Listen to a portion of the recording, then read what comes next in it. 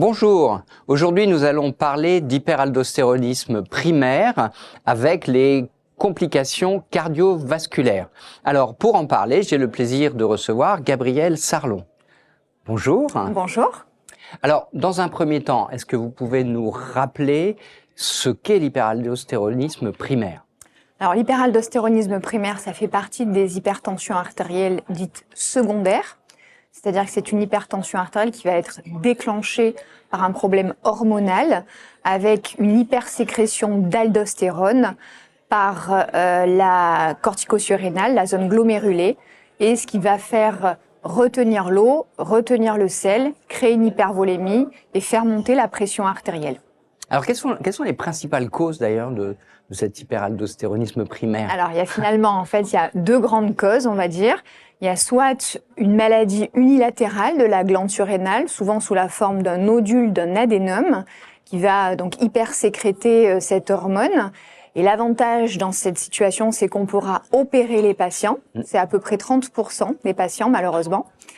Et le reste, ce sont des pathologies qui vont être bilatérales, avec une hypersécrétion bilatérale. Et là, le traitement, du coup, ça sera des bloqueurs spécifiques de l'aldostérone.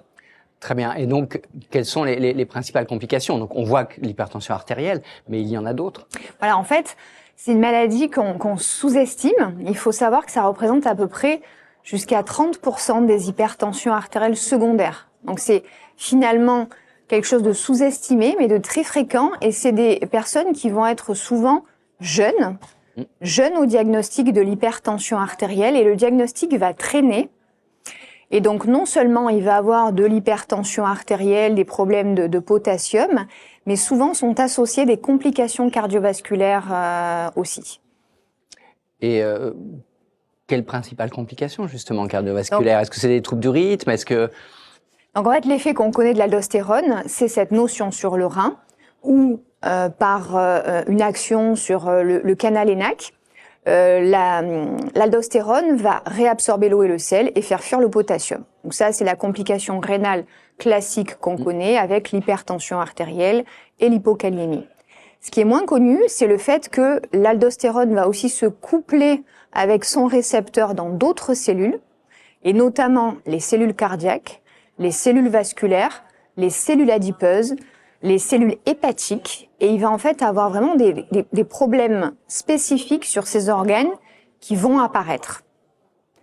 Si vous voulez qu'on les détaille, détaillons. Bien voilà. Détaille un petit peu. Donc, oui, puisque c'est l'objet. Donc, au niveau cardiaque, il va avoir vraiment une action sur le stress oxydatif et un effet profibrosant avec synthèse de TGF-bêta, de collagène, qui va en fait créer de l'hypertrophie ventriculaire gauche, en plus que l'hypertension artérielle classique, des problèmes de fibrillation atriale et de l'insuffisance cardiaque. Donc ça, c'est l'effet profibrosant de l'aldostérone. Et au niveau vasculaire, on va avoir une activité inflammatoire sur les cellules endothéliales, sur les cellules musculaires lisses. Et donc, ça va créer de l'athérome précoce avec un surrisque d'AVC, d'infarctus du myocarde. Et le troisième volet, c'est côté métabolique. Ça, c'est un peu moins connu. On va avoir un surrisque de diabète, de syndrome métabolique, de stéatose hépatique chez ces patients. Ouais, donc l'idéal, c'est quand même de le diagnostiquer tôt, alors. Exactement. Donc c'est d'y penser. Et comment on le diagnostique ? Est-ce que des dosages hormonaux suffisent, du moins ? Comme vous dites, en fait, déjà, il faut y penser. Et les dernières recommandations de l'ESC 2024 proposent, devant tout diagnostic d'hypertension artérielle, de doser l'aldostérone et la rénine et de faire un rapport. Alors, c'est un peu débattu, mais moi, je suis plutôt favorable à cela. Alors, ça pose la problématique du traitement neutre, puisqu'en fait, il faut avoir certains médicaments antihypertenseurs pour faire ce dosage.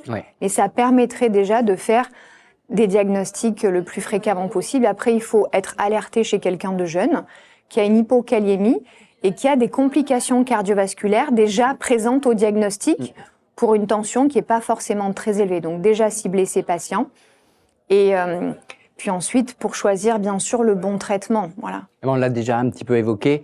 Donc quel est ce traitement ?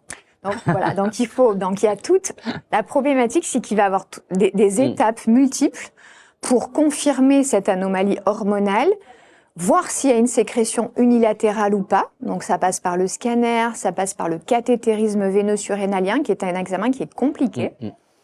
Et si par chance, on est dans une sécrétion unilatérale, on pourra proposer la chirurgie aux patients. Il y a des patients qui sont pas favorables à la chirurgie, étonnamment.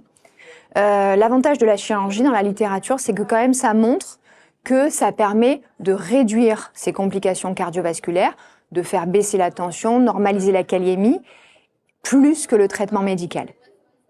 Et ensuite, il y a le traitement médical ciblé, qui vont être donc les bloqueurs de l'aldostérone. Donc on connaît la spironolactone. Oui.